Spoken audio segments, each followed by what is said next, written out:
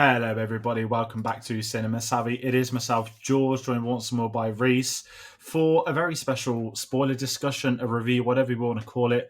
We are here, of course, talking Dune Part 2. It's been out in cinemas for a couple of days now. We've given people, I think, a decent amount of time to have watched it. It seems like a lot of people have watched it. It has been talking about everywhere. We've got some box office numbers we'll chat later on. But before we get talking any of that sort of stuff, Reece, how are we doing today? Very good indeed.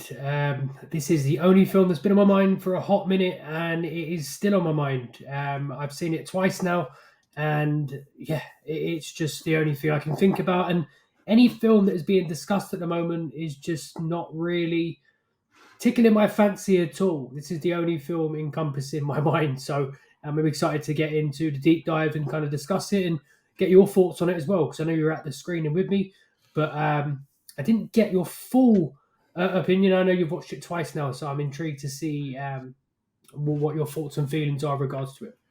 Yeah, definitely. It's going to be exciting. I know we're at that press screening, and there's a lot of people we know, a lot of friends of the channel there as well. And it's always very, what's the right word?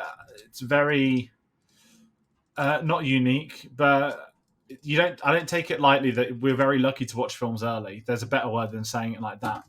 But yes, we were at that press screening on the 21st. We'll be chatting about that. I've seen it 3 times now, and I'll go through a little bit of those. But this is a film that everyone is talking about, as you said, and you mentioned it's been in your head since. I don't think I've been able to watch a film since. I watched part one, and I watched the David Lynch one, but then I did go back to this twice after to sort of cleanse that. So, yeah, we'll be talking that. And for people at home, we aren't recording this live. I do want to hear from you, so please do comment your thoughts on Dune Part 2. This is a spoiler discussion, so comment whatever you want to comment, things you like, things you didn't like. Maybe you read the books, maybe you think there's a couple of changes you didn't like, some things you really enjoyed. Lightly, try not to talk about Dune Messiah without spoiling some of the big stuff, just in case there's people that haven't read it that might be watching. And we'll try and take those into account, and we'll probably chat about Messiah, but we won't go into it in the sense of look at this outrageous thing that's going to happen or this could happen next. But we'll probably be chatting about Messiah because it's pretty hard not to at the moment. Pretty much everyone else is talking about it. Hans Zimmer's already said he's working on it and it's not even been officially greenlit. But Reece, you joined me a couple of weeks ago on the part one deep dive, which was a great discussion. So it's lovely to sort of round it off, bringing you back on for this one. I'm not going to ask for your thoughts on Dune Part 1 because we've got them in a great video that people should check out. And this sort of backends these discussions. But what I kind of want to ask you, and I know, again, technically that video was this, but before we watch that screening on, what was it, the 21st, so a couple of weeks ago, 2 weeks ago tomorrow, 2 weeks ago today, the time the video goes up, talk me through the hype you had heading into that screening or maybe even that day, because to me, this feels like the first event film since Barbenheimer. I've been trying to think of a few other things since, but in the aspect of event cinema, I think this is the first one in, I mean, that's sort of 8-9 months ago now, isn't it? Yeah, no, I massively agree. And this is one which obviously was due to be released last year, didn't end up coming out due to the strikes and everything. And it was my most anticipated film last year. So Teton in 2021 was the last time I was that excited, absolutely buzzing, and just kind of knew I was going into something I was going to like. I had no anticipation of me disliking this film. Sometimes that can go extremely against you because, look, we all built up films before and we've all been extremely disappointed. But because this was a part two, because this had the same team behind it, and because I am a fan of the book and very much prefer the second half of the book that focuses on part two, I just couldn't see this film disappointing me, and it did not disappoint in any way, shape, or form. I felt like I was levitating the whole runtime, and it was just a magnificent film. And it took me a second time of watching it to actually sit down and kind of pay a bit more attention to some minor details which you wouldn't pay attention to on the first time because you're just so enamored by the scale of the thing, the visuals. Look, this film, the first film, won a high amount of awards at the Oscars, and I would expect this one to be very similar kind of nominations. And again, I feel like this one had everything the first film had, but just ramped up not just twice. It felt like everything was done so many times higher. The main thing for me was the acting performances. I thought Timothée Chalamet as Paul Atreides was absolutely sublime.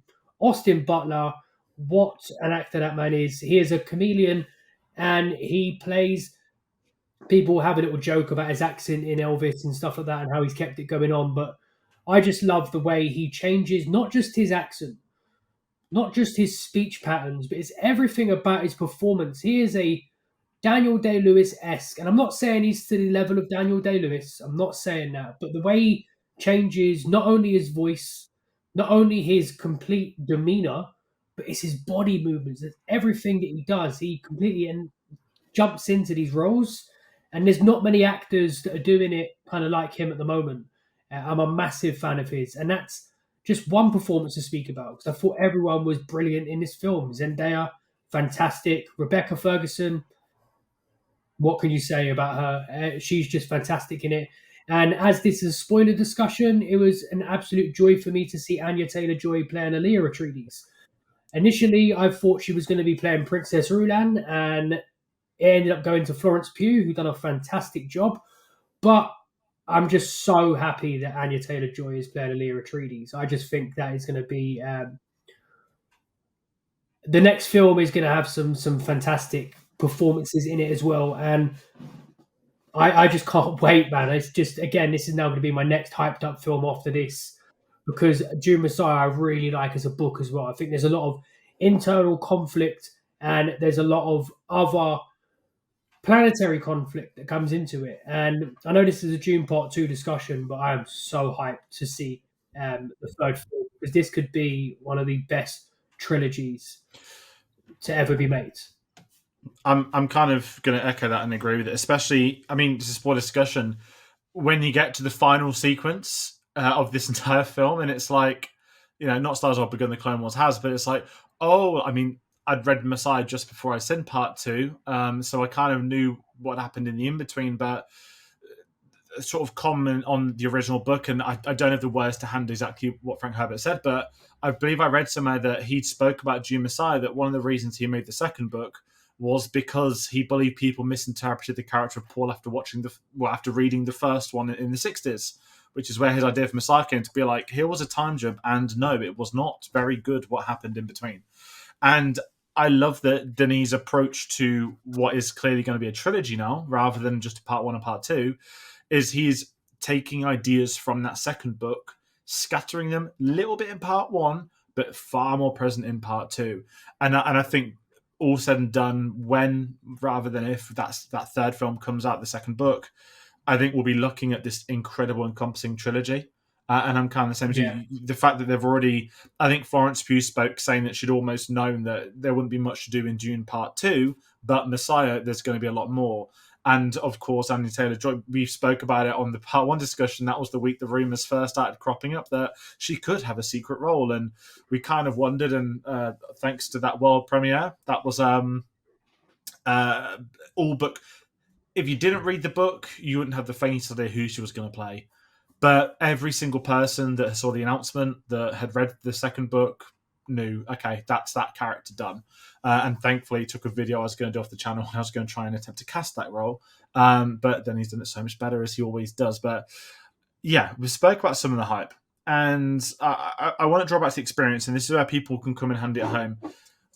To me, I've hit this point now with cinema where my experience watching the film is as important as the film itself. Now, that might actually be slightly unfair because there are great films I've seen for the first time at home, great films I've seen on Blu-ray, VHS, DVD, cinema decades on, whatever. But how I approach modern cinema, and certainly post-pandemic, to me, it's about the experience of being in the big screen. I'll watch a drama, I'll watch a rom-com, I'll watch a musical. But there are certain films that I look at, certain filmmakers who Denis Villeneuve, who we know this film's been made in IMAX for, or Christopher Nolan, who you know is going to absolutely maximize that. I want to have that cinematic experience that I can look back on in the days, weeks, months, or years that go by to remember where were you when you watched this film for the first time. And I cannot fathom this film, and I know that the IMAX numbers have been incredibly high. I think the IMAX CEO came out and made a joke saying the box office would have been higher if we had more IMAX screens, essentially implying they've been all but sold out everywhere across the opening weekend, that we can obviously say. And this is kind of where I stand with it, that in terms of the experience, yes, I'm very fortunate. That's the word I was looking for. Really fortunate to go down to London to watch it early. But I'm not just watching it. It's not a screening room on a small screen with 20 chairs and 20 elite, or not elite, but like fortunate people. It's a humongous screening. It's at the Cineworld Leicester Square IMAX. It seats, I think, 400, 500. There's a super screen next door. I got there early. I got there insanely early because I was sat there like, even though you've got a seat confirmed, there's a chance you end up in the super screen. And for this film in particular, I'm sorry, I'm not going down to London and not watching it in IMAX. And that's exactly what I would have said at the desk if they tried to make me go into the super screen. And I know you got into the IMAX for that too, which was great. There was a lot of seats we were saving for people. If anyone's ever curious how that works, there's a lot of seats saving. Nothing's ever reserved. Maybe the odd time there's like an odd Z-list celebrity gets like the front row reserved or something. But I felt the anticipation in the room. Everyone was there. It was the right audience. And I say that in the logic of at the fan screening in the days that followed, there were already people getting their phones out. The image that is going viral is someone taking a photo when the atomic goes off. The official Dune account retweeted that, which I think is disgraceful. You shouldn't endorse people getting their phones out at the cinema. But being in that room with other people that are there because they are desperate to watch Dune, I think creates a better atmosphere from the get-go. Not like American atmosphere where people are jumping up, cheering, that sort of stuff. But it creates an atmosphere of the film starts, your phones are off. No one's pissing about. People aren't even getting up to nips the loo. And that first screening was an incredible experience. I got to watch part one there. I was at the side. I was a bit miffed. Again, I got there early. I was not being in the centre for part two. You mentioned it's your most anticipated film last year. It probably was for mine after Oppenheimer until the delay. My cinemas peaked for 2024. There's a few of the films I'm obviously looking forward to, but the big one I've looked forward to is here. It's out. But I want to kind of get your thoughts, just seeing on IMAX that first, and then maybe your second screen, and I'll talk about the screenings after too. Yeah, so my first screening, I was not as lucky as you. I was not sitting in the centre of the screen. I was pretty much You tried. I was pretty much in the last seat. Stupid. You know what? They won't be watching this. There were two dickheads in the row behind us who got in first. They kept bags on seats to reserve them. People do this, that's fine. But I turned around as the film started, and those two seats they'd reserved for themselves or for someone else were empty. And I just thought, I'm sorry, you're in a press screening. Those two fucking seats should have gone to people. I get if you're reserving it. Clearly, whoever you're reserving for has either missed the screening or they're in the super screen. But I just thought that pissed me off because it's more my bad that we basically did we reserve 8 seats and we needed 9, and that's what sort of happened. I had we have bags and coats flying over chairs for anyone ever curious. It doesn't. In the end, it did not matter. Don't get me wrong. When I first sat down in the seat, I was slightly a little bit annoyed. I was looking at the screen thinking, is this the best angle to intake my most anticipated film over the past 24 months? Maybe my most anticipated film since, I don't know, it's probably the most anticipated in a long while before I can think back. And you talked about the toilet breaks. And one thing I noticed is that there wasn't people leaving that screening to go to the toilet. People were fully engrossed in that film. But that brings me to a funny little story that the person I was sitting next to, who was in the very last seat in the row, ate their popcorn, drank their water, and I thought they went to the toilet, but they just never came back before the film started. So I was very confused. But what that meant is I had 2 comfortable seats, a little bit of space, and also I go to the cinema predominantly on my own. And I'm extremely happy in the cinema on my own. I like to fully focus on what's going on. I don't want to look at people waiting for their reactions. For me, cinema is all about myself in a very arrogant way. I'm going there for me. I don't go there for other people. And I couldn't care less if every single person in that place hated that film. As long as I came out and was like, yes, that is my film. That is all I cared about. And the second screening was at the IMAX in Hemel Hempstead, which for me is even a better screen than the Cineworld in Leicester Square. I love that IMAX screen in Hemel. It is massive.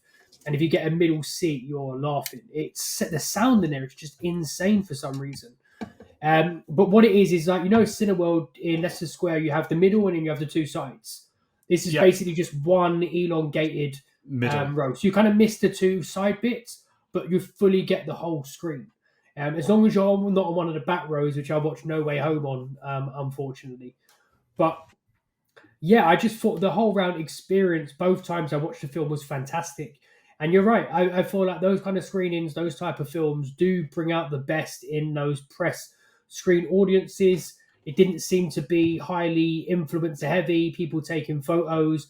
There was no bar at the front of the thing. There was no photo ops. It was just, look, you're coming to see an absolute masterclass in filmmaking, and that's going to be enough. Like, obviously, don't get me wrong, going to press screenings in London, getting a couple of free beers and a couple of free slices of pizza is a plus after work, working a long day. Not only do you get to watch a film, you get free alcohol and pizza, right? But with this, there's no need for no extras. You don't Yeah. need anything extra at all. You're going in to watch a film, and you always seem to notice the films which are like that. There's no party in the foyer. No, there's party in the cinema screen, and Denis Villeneuve was the one who brought it to us because just an unbelievable film. Every year, my favorite film ends up being something a little bit more intimate to me, something that is extremely well made on a technical side, but something that I emotionally connect with as well. But it's going to take a hard banger to get Dune Part Two out of my number one spot for the year. And I know it's March. I know that's a lot to say, but I just can't. Furiosa might be the only one which has a chance on the blockbuster scale. None of the superhero films are really doing it for me. I'm trying to think of what else is even coming out that I'm that extremely buzzing for.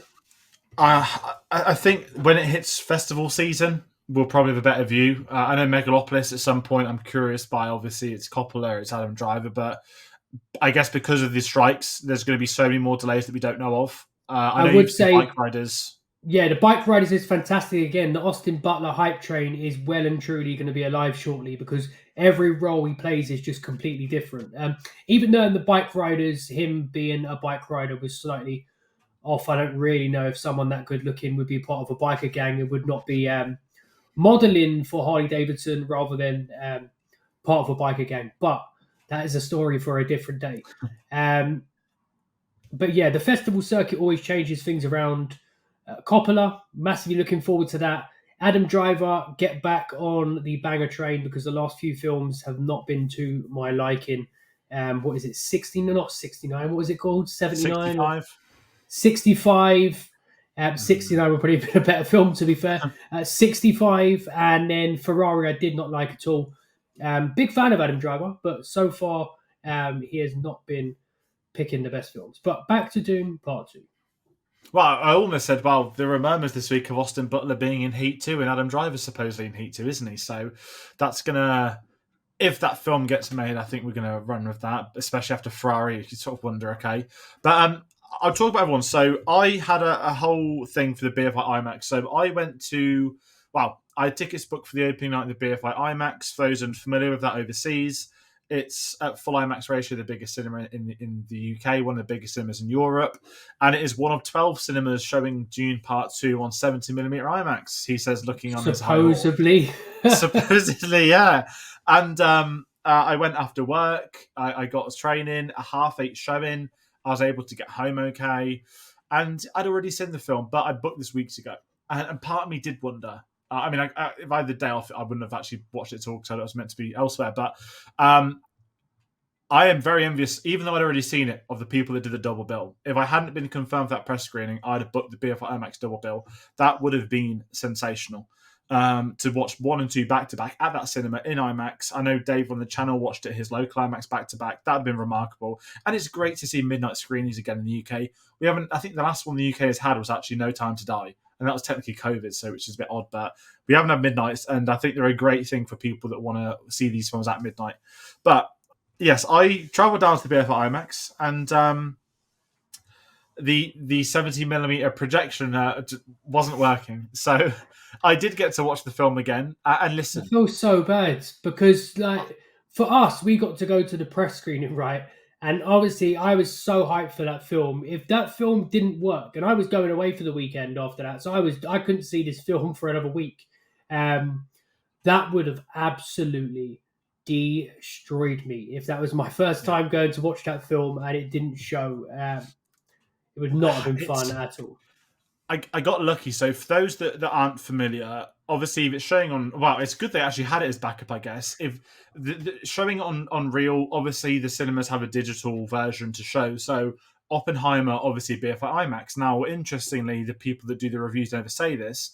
When it was screened for junket press, the BFI IMAX, this is Oppenheimer, not Dune.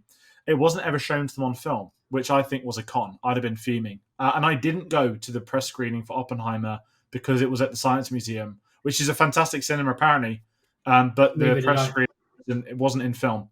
And I had Oppenheimer 8 a.m. screening booked for BFI 70mm. I'm now very lucky I went to Oppenheimer 70mm IMAX because I couldn't imagine going there and them saying, sorry, it's not working. But alas, I still got to watch it again on the biggest screen in the world. Well, sorry, in the country, one of the best screens. My again, experience for the right filmmaker, the BFI IMAX is my favorite cinema, always dependent on the filmmaker. I don't. I Not watched the creator there. Did you watch the creator there? I did, and it wasn't as good. I And don't know why that cinema. It just feels off for me. I don't it know what it really depends is. where you sit, unless you're right at the back, I sorry, was, I in the was, I middle. was, I Oh, was really? probably about 15 rows, not even that, probably about 10, 15 rows from the back in the middle. And I don't know, it's just, for me, the cinema screen needs to encompass most of my vision. And I feel like with that, there's too much stuff going on around. There's Widescreen. too many like level changes and stuff, which I don't like. Um, yeah, I just kind of want full screen. I only It's a want to be good point seeing that. And because I just don't know. I can say off Oppenheimer in June because they show 143 to 1, which is the square image. Yeah. Perfect. Especially when you get those the sort of extreme close-ups that you know are shot on IMAX cameras.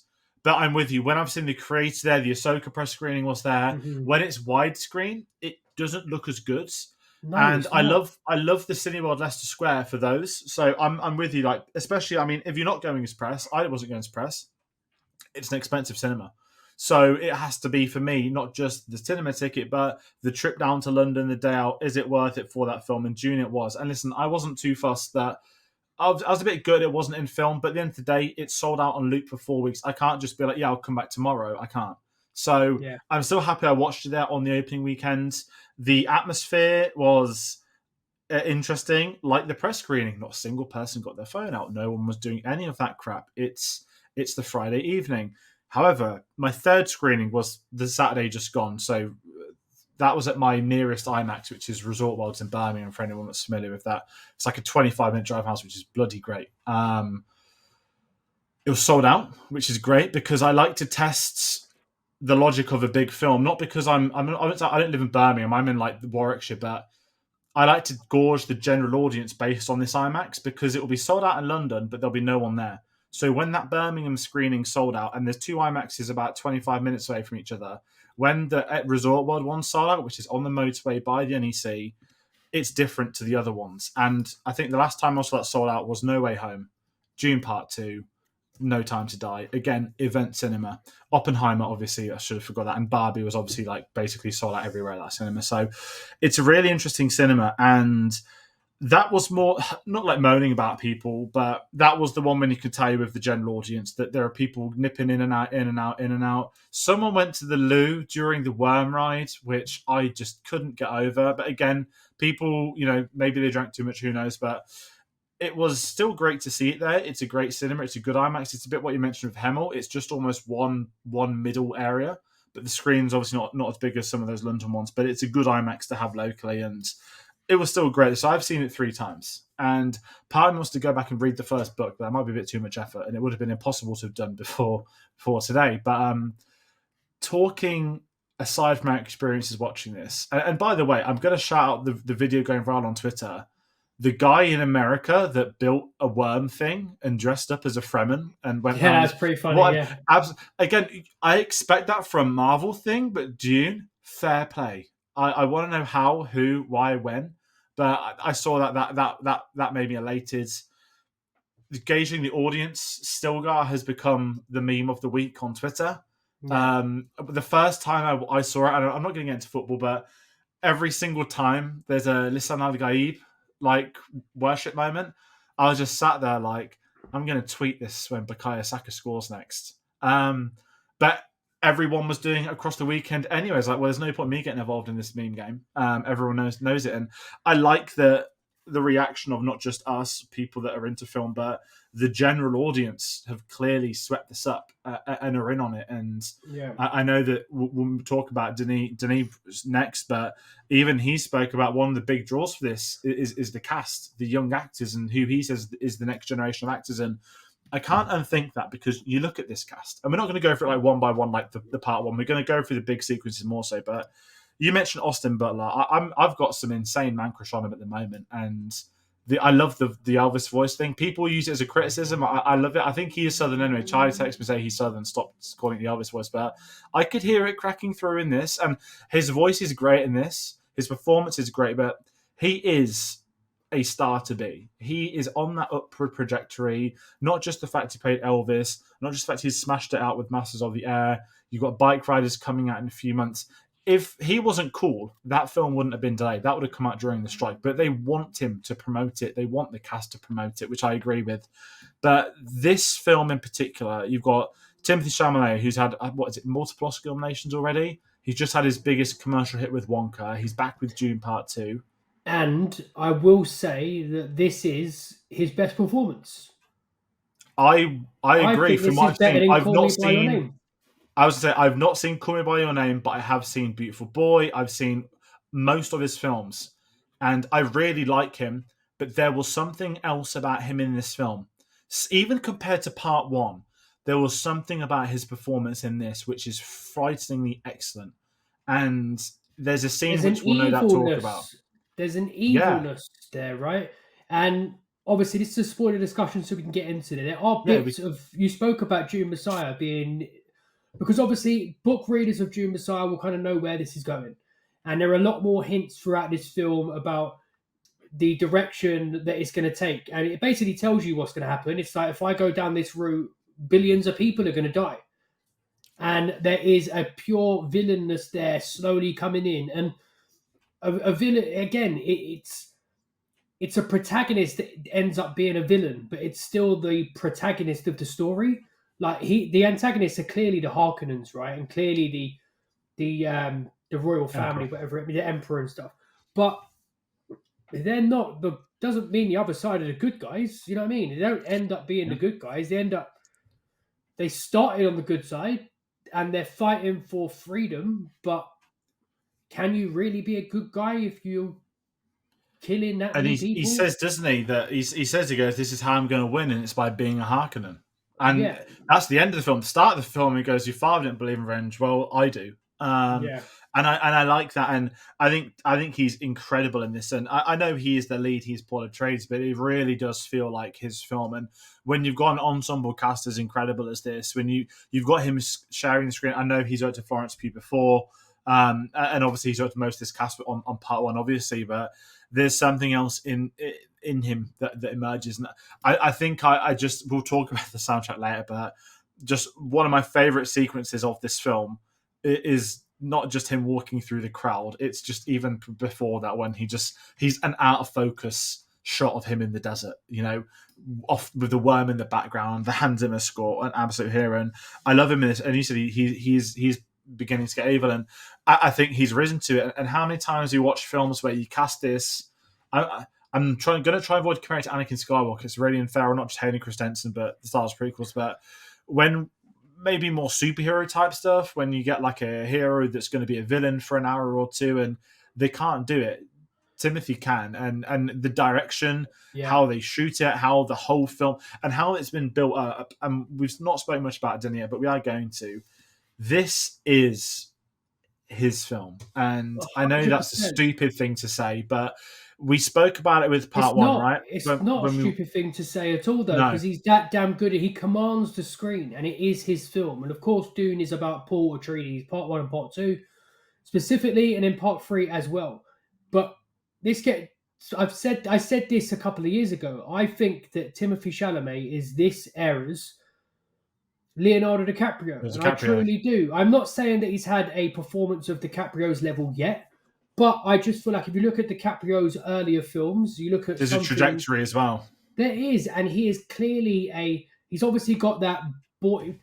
It's weird to say feminine male good looks, but he has got a very feminine face, Timothée Chalamet, the same way Leo used to.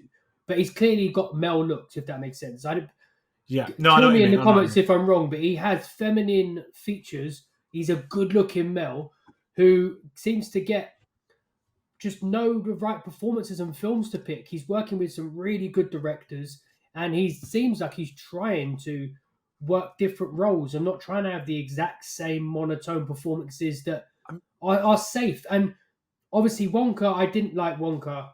Wasn't a fan at all. But there's nothing to say about his performance. I thought he was decent enough as Wonka. But I just don't want him to go down that route. Commercial Please, route. just. And I know this is a commercial film, but it had the potential not to be. I just don't want him to go down. I don't like Tom Holland. I'm not going to lie. I don't think Tom Holland's that great of an actor. I think he's extremely overhyped, and I would pick Timothée Chalamet over Tom Holland every single day of the week.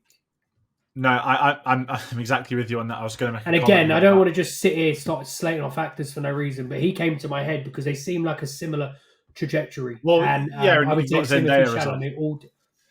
Yeah, we're not going to get into Sam Thompson questions and stuff, but yeah, No, there are some clear.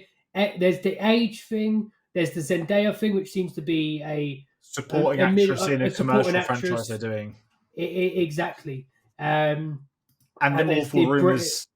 Sorry, you've Yeah, seen the ones that every week they say Timothée Chalamet is going to play Harry Osborn in Spider-Man. Like no, um, but it's. I'm glad you said the Leo thing because I've seen it more and more of this for years, and I think he's meant to be quite close with Leo. And apparently, Leo gave him some advice, which was don't do superhero films, and don't do drugs or something like that. And it's really interesting. I mean, if you really think and about his that's direct, his funny, Leo saying that because I'm sure Leo looks like he's on drugs every time I see him at an and actual public event.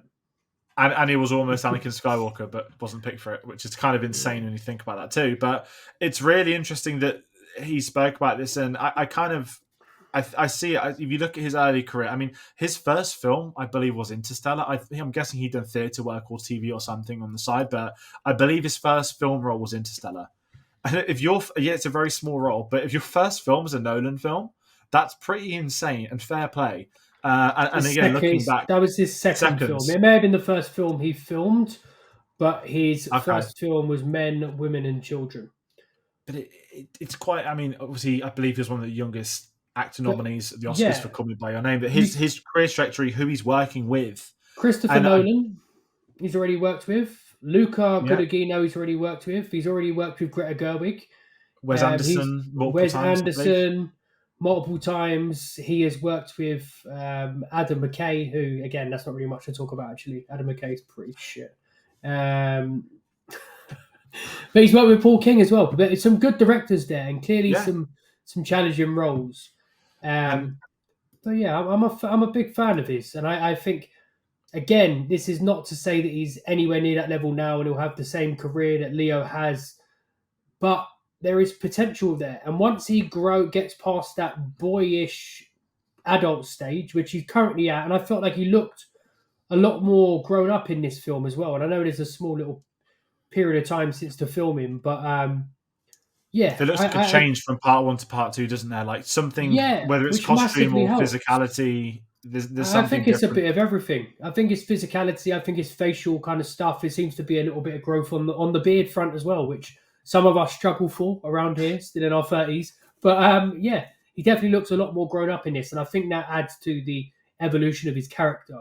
Even though the second film starts immediately, but the first one basically finished. Um, yeah, it's pretty much an exciting thing to see what he's going to do next.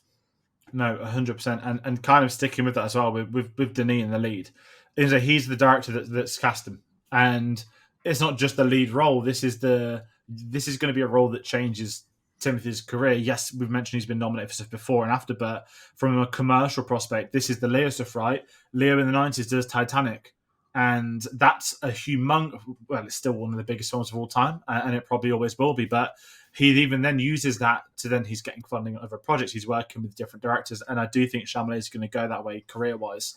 I know he jokes saying, "Well, his favorite film's The Dark Knight," so he wouldn't rule out superhero stuff. But I've always assumed Leo's meant it in the phrase of don't go signing a 5 picture deal that you know nothing about. Yeah, and I Which think there's I agree. I agree. I I'm not think an there actor, but is performances there that are available in superhero films, predominantly villains. Go play a villain, yeah, but it needs to be a well written villain, and it needs to be with a good someone who only director. pops up with a good director. Yeah, and again, I just feel like I'm just shitting on Marvel films at the moment, but it needs to be something which has a clear vision and there is an idea of where they're going to go. Good director, not even just good director. I feel like most of the best superhero films are the ones that are written and directed by the same people, right? There's not someone coming in that wrote some B movie last year, writing an episode on a TV series, is now coming to do writing on a. Because let's get it right. Most of these MCU movies, they have the whole thing. They have to weave around so many different things, and it's got to a case where it's just pick this person to do this, that person do that, and it's just a bit too mishmash. And since kind of Sam Raimi maybe with the multiverse felt a little bit like different on its own, but really and That felt truly, like a proper film. Guardians of the Galaxy, the three films there are the only ones that feel like they have a real, true own identity. Yeah, no, I agree with that. And you look at what's happening, and James Gunn's gone off to be the head at DC and Warner Brothers. He's got an even higher roll up. And I'm kind of the same. The Sam Raimi, I mean, I like Doctor Strange too, and it felt like a director that's been able to make his film in the Marvel, in the Marvel universe, rather than you're just part of this spinning cog. You've got your own strand going with it. And I think with some of that, and obviously we'll talk about Zendaya, who I actually think, I know she's like second billing, but what they're able to do with Zendaya in this film, we'll get to. But let's talk some of the big moments, and I guess within that we'll be talking about the characters, the performances. But we've got some key moments from the films we've written down, and I kind of want to kickstart with the opening because we talked about our experiences watching this film. And I know the opening scene, we finally get to see Florence Pugh as the princess doing the Starlog as well, which is a great little reference to the books for those that are into that stuff, bringing it in a unique way into the film, into story purpose. And I say a refresher on part one. I thoroughly recommend. I mean, you would have watched it by now if you're watching this video, but whatever you do, don't ignore the fact Denis Villeneuve went on TV says you don't have to watch part one to watch part two. That's a Warner Brothers commercial thing asking him to say it. The opening sequence is a lovely little catch-up, shot beautifully in IMAX. That could have been the first trailer for the film, if I'm being really honest, and it would have been an amazing trailer. But I want to talk about the eclipse sequence, which was the real opening. You mentioned when you began watching this film, it felt like you were sort of flying.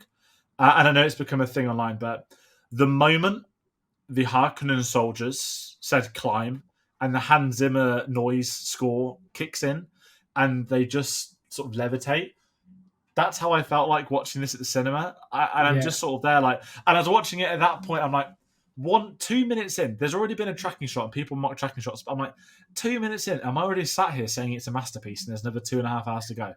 I Because know, same mate, same. it was, and I just felt like I'm watching something I've not seen before yet, something so familiar. And it's these moments in the cinema. Greg Fraser on Deep. I mean, to go from Roger Deakins to Greg Fraser and have it be an improvement, not to criticize anything from Arrival, Sicario, Prisoners, or the films they've done together, but it doesn't feel like, oh, I've got a new, with Nolan and Hoyt van Hoytmer, it took a film or two for that. I feel that the dynamic to really kick in, but it's immediate. And this sequence, the logic of the eclipse as well. We get to see Arrakis in different light. The great action again. Denny's gone on an interview saying, "Well, part two really is the action part two," and you get this insane opening sequence. I absolutely loved it, bringing us straight back into the fold. But we're not going to do it scene by scene. But I just wanted to talk about that opening because I just can't get it out of my head. And that first headshot, I don't even care. I don't know how they did it, but I love the things of this film. And I'll talk about weapons and the weird sci-fi stuff later because there's some really cool stuff. But even when they have to shoot the thumper with the laser, and there's a quick shot, and it's just the emptiness of the desert, them on top of this little cliff ridge, and the laser going off. It feels like something then from like the 30s and 40s that you just couldn't do. Yet here we are getting it done in 2024.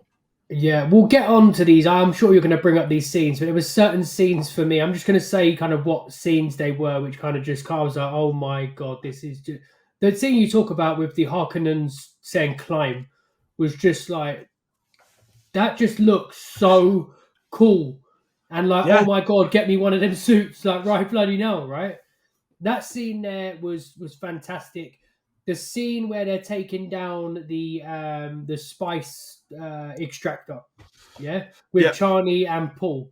Again, just unbelievable action. The visuals there were just so good, but unbelievable character building came from that scene as well, right?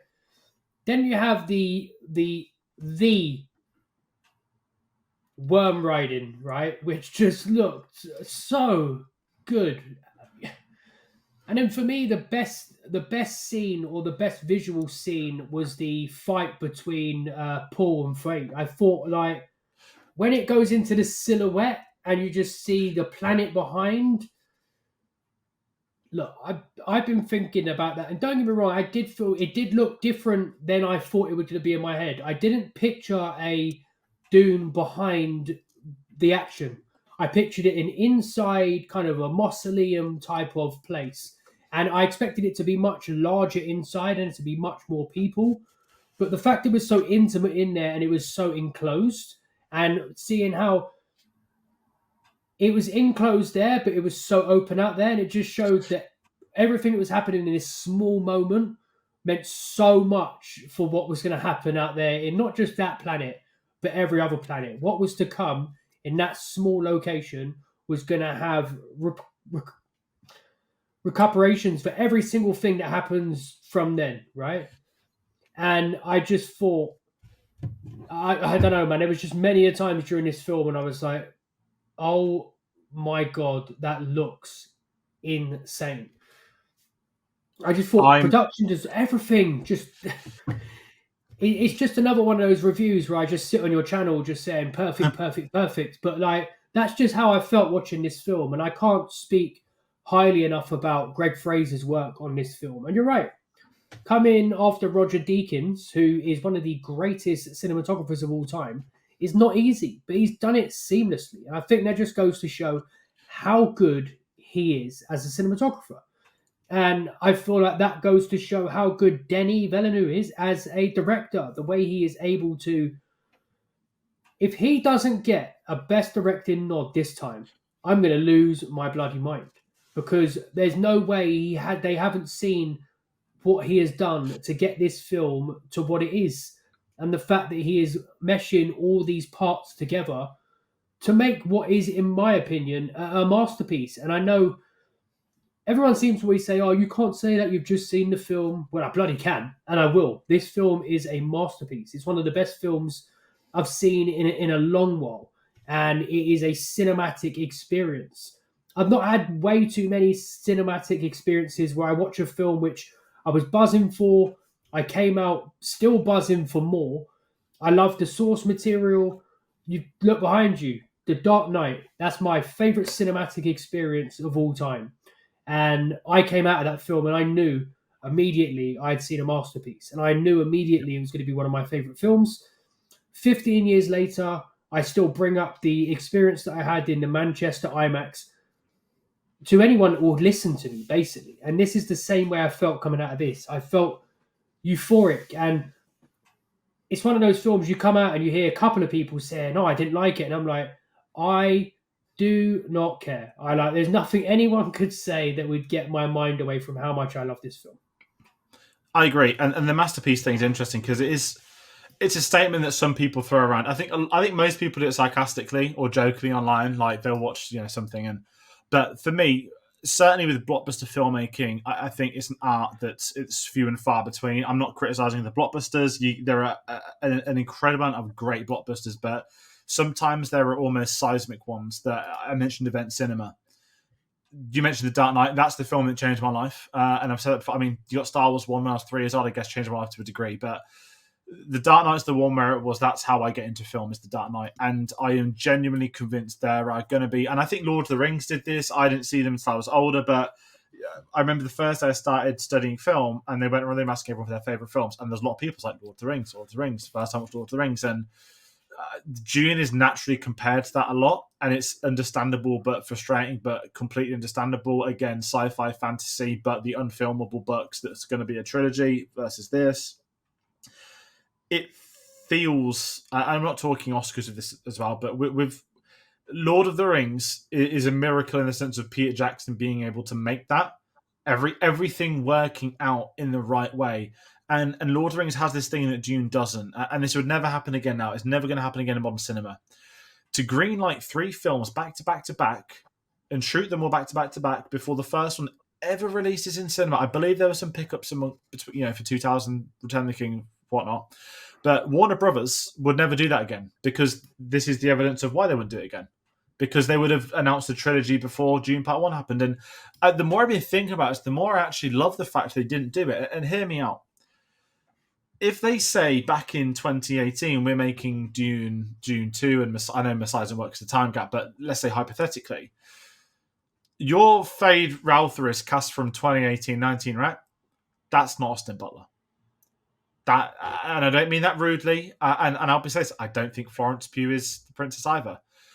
The gap in between has allowed some of these actors to develop, and what Denis has done so well, he's cast, and I think he spoke about it, how important it is to cast the actors he thinks are going to be. He hasn't said the word generational. I'm calling them generational. I think these 4 leads. I know he's not really a lead, Austin Butler, in it, but in terms of marketing, he all is. Having these 4 in this film, I look at these as the actors of tomorrow that will be coming back to this series in decades. And we'll be looking at the careers these 4 have probably had. And Zendaya's the one that's throwing me now. I've not watched Euphoria. I understand the hype to it. I understand the Sydney Sweeney hype because that's everywhere at the moment. I know that Zendaya's obviously then gone on to do, oh God, what was that film with John David Washington with the Euphoria guy? I think Zendaya's having a pretty incredible run. But because I've not seen her best dramatic role... Two things. Sorry, quickly. Zendaya is fantastic in Malcolm and Marie, but that is one of the worst films I've ever seen, yeah? And Sydney Sweeney, I am not on the hype train at all. I understand why people like her, and it's that's what I'm saying. I get why. And it's got nothing to do with acting, acts, right? Yeah. Nothing to. I do think she's good in Euphoria. However, I think Euphoria, the acting is brilliant. But I don't think the reason why people love Sydney Sweeney is because she is an A-list actress. There are some clear other things that she brings to the table which people like her, but for me, I will take a brilliant actress over a good-looking one every single day of the week. And yeah, sorry to cut you off. I just wanted to make those two small points. Also, the cast, aside from the youngsters, Christopher Walken's in this film for like 2 scenes. Like that is a get. Léa Seydoux is in the film for 2 scenes. That's a get. There are so many people in this film for small minute roles, and that goes to show the levels of this film and the levels of Denis as a filmmaker. And I think sort of jumping in with that, and that's that logic of that Lord of the Rings comparison, right? Every role in Lord of the Rings was played by somebody of gravitas. And I saw a great post there about Léa Seydoux. It's, those joke letterbox lists where people sort of do a piss take. It was films where Léa Seydoux has been impregnated by a serial killer. It's like No Time to Die and Dune Part 2. But I absolutely love her. And again, 2 scenes has an impact, is incredibly memorable, and great sequences. And kind of with the Zendaya stuff, I know a lot of her fans were upset at Part 1 that she was in it for dream sequences in the final scene. Everyone knew she was going to be in Part 2 more. Adore's the wrong word. This performance in this film is, again, I've not seen Euphoria, is the best thing I've seen her in, if I'm being honest. As someone that's, I'd say, familiar with the source material, can't recite it, but is familiar with it, I think the character of Chani is incredibly weak. And I know there's going to be someone crying some of this with the books. I've read Messiah, so I know what's to come as well. And I think Denis spoke with Part 1 that he extended Lady Jessica's role with Rebecca Ferguson, that he gave her more to do. He switched around what she did. He certainly gave her a lot more to do in Part 2 as well.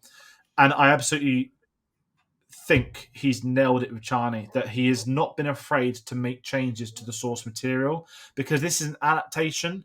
People, and I hate the whole talking about adaptation type thing, but for a book that's published in 1965. Again, then the second book comes out in I think 1969 or 68. That wasn't She's a meant to be plot that. device in the book. She's a plot Exactly. device. She's not a character And at all.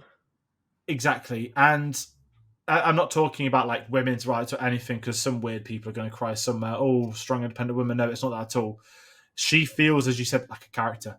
There's a performance there, and he gets the best out of Zendaya. And I think she's great in this. The fact that the final shot of this film is her, you're on her journey. The opening of the first film, it's Zendaya's voice, it's her imagery, and they carry it out with her across. And you've just got to say again, we're just sort of saying how great it is, but Zendaya in Yeah, this, she counterbalances the poor. I mean, if you look at, we spoke how great Timothee Chalamet is. Not doing have fantastic chemistry with one another, but you're able to delve into the darker side of Paul in this film because you've got Zendaya on the switch side of it saying, not only is this wrong, but this is where things are going. And I think it's such a great way to really develop their relationship, allow the actors to perform because they've got great chemistry with one another, as you've seen off any press stuff, as you've been able to see off yeah. this film.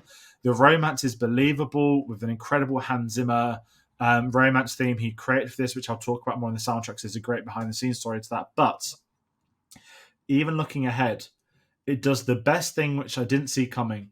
It actually sets up Florence Pugh's character having a character arc in the next film. Because this is a weird thing saying, I'm not dipping into Messiah spoilers, but the character of Princess Alan sort of in the book, it's like the final scene. I'll take her hand and let's go. But she'll, and I won't say what goes on to be or what he says about them. But this film frames it in a way is that there could be conflict between Zendaya and in the next film. And for those that have read ahead, I saw a great theory that maybe they'll shift up the pair of them story elements as well. And I'm really curious what they do. But I was looking thinking, you got two of the best young actresses in Hollywood working with the best actor in Hollywood on a commercial blockbuster film of a book adaptation. And Yeah. I just think it is outstanding. And I know I've written sequences and we're still talking about performances, which is as great. But Zendaya really in this film, I feel like carries the emotional weight to it. Yes, we can all laugh with Stilgar 100%. and Javier Bardem, superb, terrifying at the same time. And this is something I don't want to. I don't want to dive into religion too much. I'm not a religious person. I know obviously a lot of people are.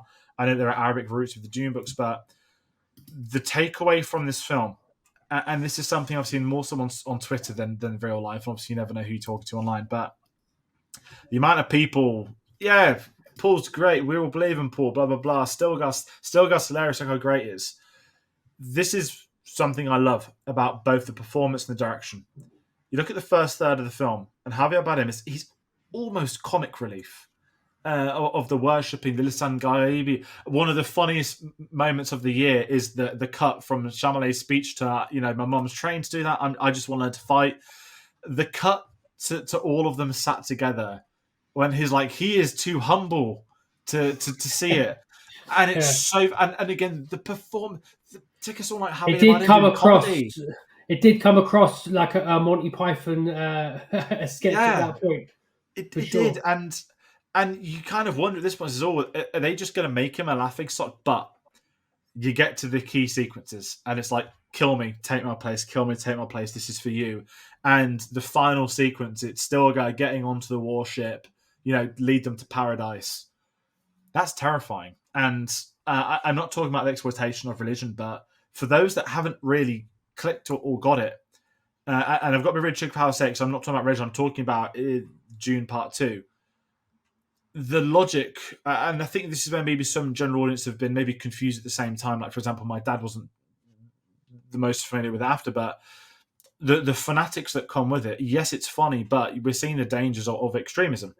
And in this film, more than anything, the fact that the prophet has been created as propaganda for essentially, you say witches, but science with the Bene Gesserit, right? It's passed down. It's training.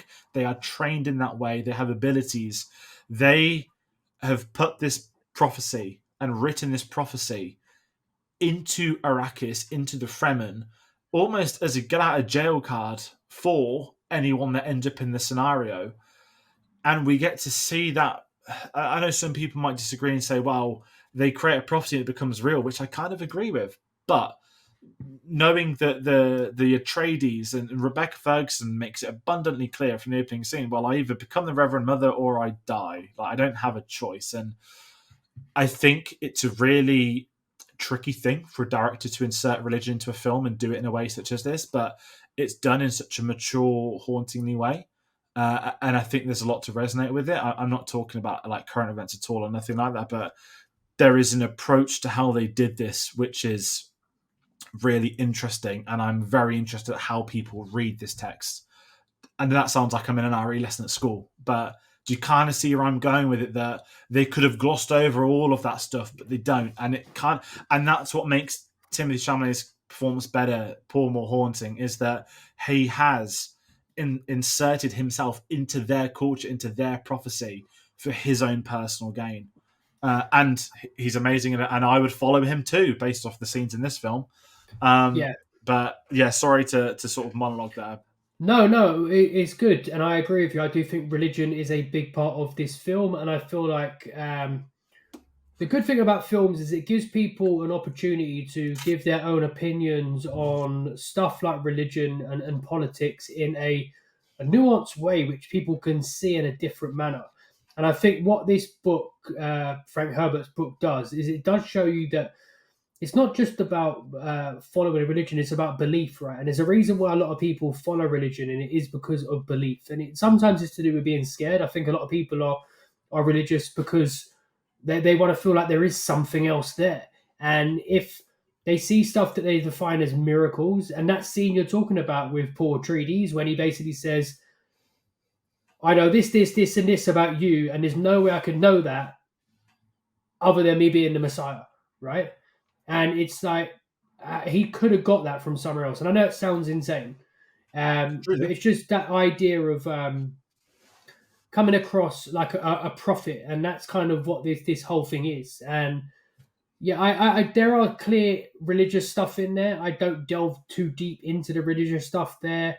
I don't delve too deep into the idea of going to a place and stealing resources and that kind of stuff. There is obviously there to an extent, but I think for me the biggest point of the film just shows that two sides with opposing views can still come to the same result. So even though you think you're on the good side, it doesn't necessarily mean you are on the good side. If you're going to do things that are seen as negative and end up getting to this, you can do two completely different ways. But if you get to point Z and you've both done it, then you're both in the wrong. And I think that's one of the best things that the film and the books do for me. And it shows that people can be pushed in a certain way based off others and their views. And that's the main thing I take away from it.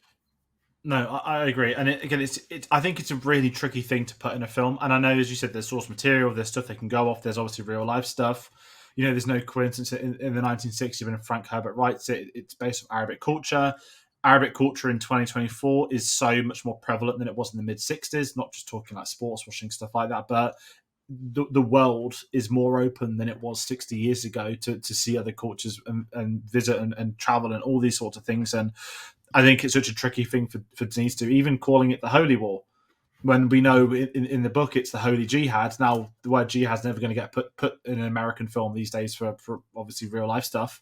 Yeah. So there's even that fine line of Denny's approach to it.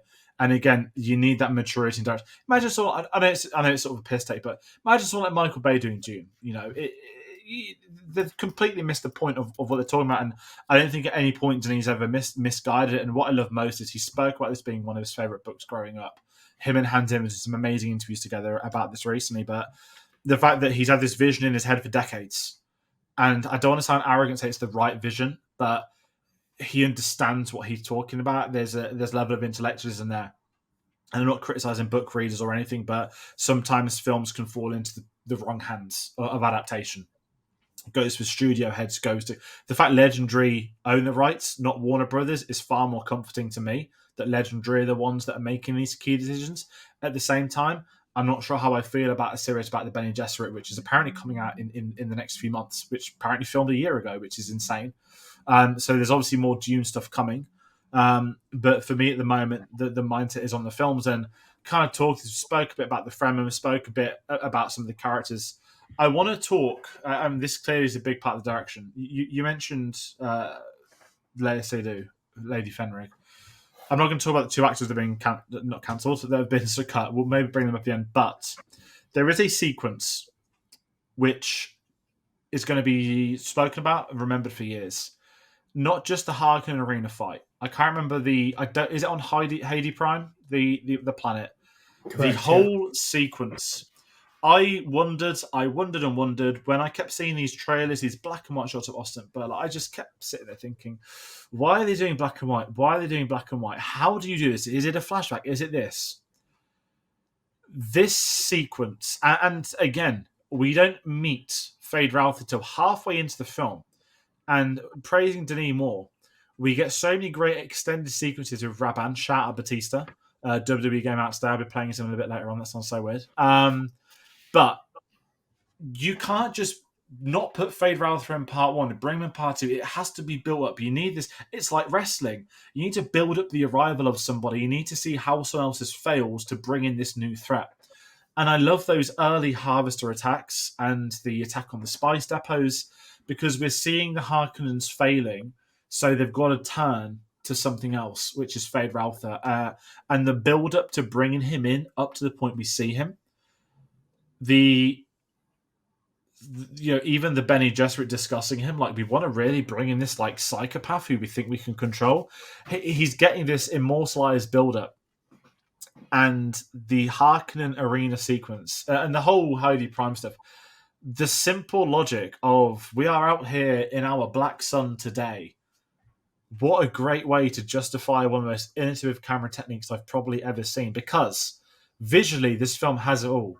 But I think they shot this on an infrared camera, not even like colorized and desaturated. They shot it on infrared to give it a different effect.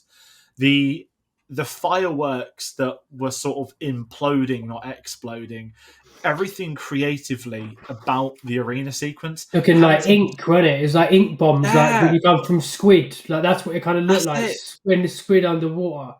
Yeah, it's just so many visual things on that planet. It was just like, this is just, again, this planet for 5 minutes, and I'm like, I want to see more. Like, I want more. The thing with sci-fi for me is that a lot of the planets all seem to, like, no matter what sci-fi film you watch nowadays, it all seems to be humanoid characters, robot characters, and then maybe one or two different iterations of an alienoid, right? Maybe long pointy ears there, or a different colored skin. And I just love the fact these were humanoid characters again, but had a clear, distinct feature. They're pale, you know what I mean? But is it like this? I don't know. There's just something about it. It felt like its own separate thing. The world between Nat and the Dune felt, Arrakis felt completely different, as did the previous planet where the Atreides are from. Everything just felt, all three planets that we've seen so far, and obviously the ship and everything, they just look so unique. But they look so fresh, but they look like they're meant to be. And I feel like sometimes sci-fi films just look too cartoonish. I don't know what it is, and I think Star Wars is a big part of that. And I love Star Wars to bits. To this day, for my whole life, I love Star Wars. But I feel like so many sci-fi films replicate the Star Wars model. I can tell you why, and this not in an arrogant way. Star Wars, snow planet, shoot on Norway. Forest planet, California forest. Desert planet, okay, we know where they got that from, but Tunisia. I know technology at the time, the 70s, 80s, blah, blah, blah, but Star Wars always felt like each planet is just like a city, but the city is a planet. And that's always been my analysis. Coruscant, the planet's a city. Yeah, it just seems like one small, minute location, right? Yeah, it's one location, but it's the whole planet. Heidi Prime has had 2 scenes in 2 films. We've had the weird, grungy first one with the pet and all the weird stuff. We've then had an arena in the second one, a gladiator fight. And I guess you can chuck in the parade too if you really want to. But it feels so distinct that there is a vision to this. And I'm really excited to pick up the art and soul of Dune Part 2 book. It's coming out. It'll be this Friday. For anyone curious, the 8th of March in the UK. The fact that Hans Zimmer released a soundtrack for the first one's ridiculous still.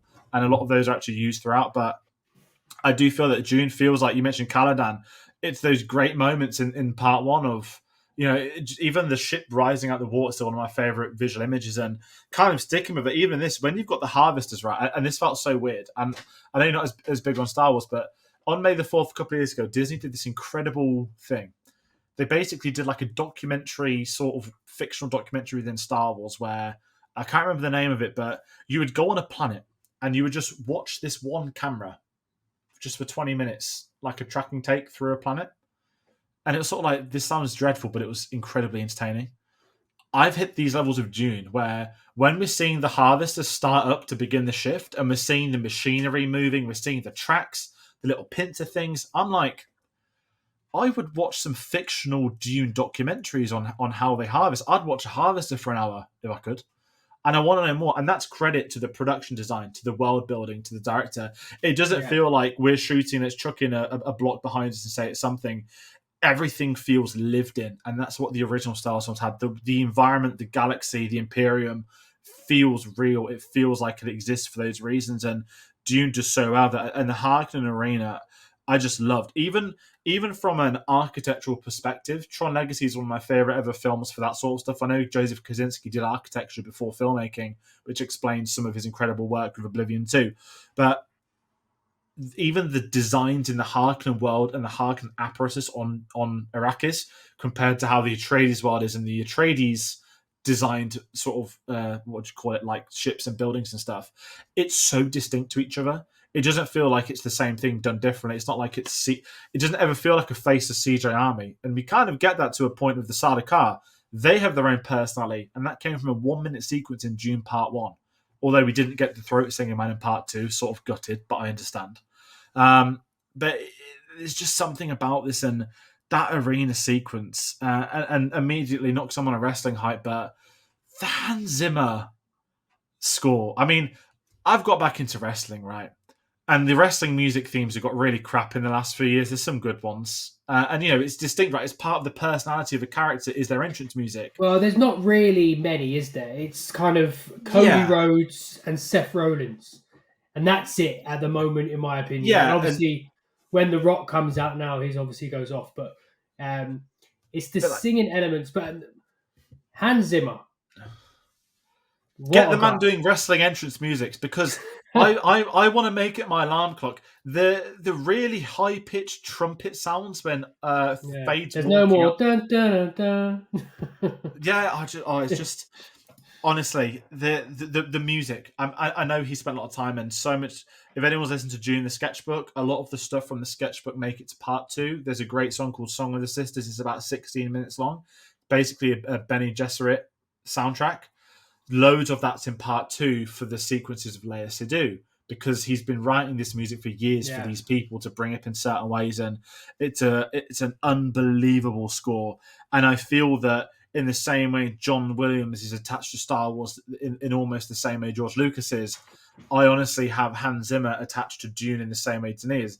Denis is, of course, responsible for making this masterpiece of bringing it together, but hiring Hans Zimmer from the get-go, massive shout out to Blade Runner 2049. That's how they first worked with each other. For Hans Zimmer to pick this over working with Nolan, and that's also given us Ludwig Göransson's Oppenheimer. We must add what an absolute incredible soundtrack. And I was almost as hyped for the soundtrack in part 2 as part 1. I've got the vinyl on pre-order. The front cover is I would get it, but it's going to be too much effort because there's loads of them. But the Dune Part 1 vinyl cover is a plastic, transparent, see-through cover, but it's got loads of like sand echoed on it with Dune in it. The Part 2 one, they've gone for the plastic, transparent cover, but it's the imploding firework of the black and white merging together. So even his scores are going to have this incredible like visual continuity. But the soundtrack to this, you did a tweet. You've been listening to Kiss the Ring. Well, this is like the day it came out. You know why I'm fortunate to have been at that press screening? Because the soundtrack released online on Friday the 23rd. Could you imagine knowing you could stream it before the film comes out, a week before? I don't know what I'd have done, because that's my golden rule. I never listen to a score before I see a film. But I would have been tempted. And I have had the soundtrack on loop for 10 days. I even did a workout listening to it yesterday on X, and it actually was. But the score I can't get over. Not to plug the Loire Kotler interview, but her incredible voice once more echoes throughout. It's become a bit of a meme online now. There's some great videos, a lot of people like celebrating it as well. But the soundtrack, it is, and I say this as he is my favorite composer, more so than John Williams. I do think John Williams was the greatest of all time, respectively of orchestral music, not just film. Outside of that, going back centuries. But Hans Zimmer is my favorite composer, and I can tell you immediately, Dune Part 2, it is up there from the get-go with Part 1, right at the top, with the likes of Inception, with the likes of The Lion King and Just Gladiator. hits immediately. And I think the thing for me is, I don't. You mentioned the Gladiator. Gladiator for me, that theme automatically comes into my head. The bit when he's walking Yeah. through the kind of the wheat field at the end, like that's imprinted on my mind. There's certain films and certain theme songs, and I think it's more so certain scenes that are imprinted in my mind. But I do feel like that opening scene with the Harkonnens and the suits is going to be imprinted in my mind forever. It's the And noise as they go. It's the noise, isn't yeah, it? he's just Hans Zimmer is cinematic. He's a cinematic composer, right? He is built for these type of films. He's built for the big screen, and I wouldn't go as far as saying he's my favorite composer because I do feel like some of his music can get a little bit too metallic, if it makes sense, and can be a little bit samey. But that's not to say that I don't love his score, and I think his score here is amazing. I think the work he's done on Doom Part 1 and 2, and I do feel like these films need to be linked. I know it's Part 1 and Part 2, but they are the same story. And I know Doom Messiah has leaked into Doom Part 2. A lot of the added stuff about him being the Messiah and what he goes on to do is hinted at a lot more in this film than the book. But yeah, I just think Hans Zimmer's work on both of the films has been utterly ridiculous and deserves all the plaudits. And I can understand why someone like yourself would be such a fan of his music. It makes perfect sense. Yeah, and kind of sticking with the score briefly, it doesn't feel like his other scores because I'm the same. They can feel the same. You can sometimes get a great theme, and you can tell it's a Hans Zimmer theme, but you couldn't tell what it's from. Yeah, But his approach to Dune has been unlike anything. I mean, of course, his work with Nolan, and could it be a coincidence that some of his best work is working with the likes of Nolan and Denis Villeneuve? I mean, the fact that the Dunkirk soundtrack is based off a ticking clock is well, outrageous. there's conversations that are had, and there's a world building. These Yeah, these are not directors, right? Christopher Nolan is not a director. Denis Villeneuve is not a director. Quentin Tarantino is not a director. They are filmmakers. They have a distinct vision of what they want to bring to the screen, and what they bring to the screen needs like a painter. I'm going to paint a picture. I need to go get myself the paint. I need to go get myself the brushes. I need the right textures, and that's why they get these people involved. I'm not going to go buy a shitty paintbrush from Tesco. I'm going to go buy the top of the line paintbrush, and that is Hans Zimmer. That is Ludwig van Beethoven. These people are the best of the best, but maybe this paintbrush isn't good for this painting, or vice versa. yeah. And Hans Zimmer is the perfect person for this score. And it's just so many small, minute details that go into filmmaking. And I think the word director should not be thrown about when we talk about Denny or Nolan. These are filmmakers. These are people that put their heart and soul into bringing something from a concept to a final product. And it's not like somebody who comes on and starts directing a script that's been written by 15 people and gone through 10 years of development. These are people that have an idea and they see it in their head clearly what they want. And that's why this score probably does sound different to Hans Zimmer's other scores. And of course, it has his metallic elements. And I think you know what I'm talking about. The Yeah. electronic sounds that he uses, right?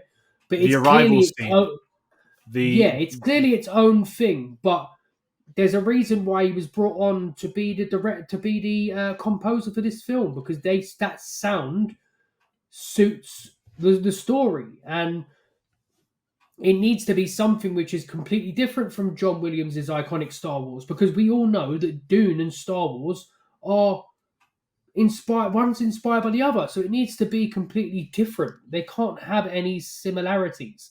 And even though Star Wars was inspired slightly by Dune, I don't think the films now have anything to do with each other. They are completely different, and the score is a massive part of that. Yeah, no, I agree with you 100%. And with the score, just kind of for those that are into the soundtrack stuff, so Hans Zimmer's been on tour. Went on tour in 20. Oh, he's done a lot of tours, but his post-COVID ones, I'll call them.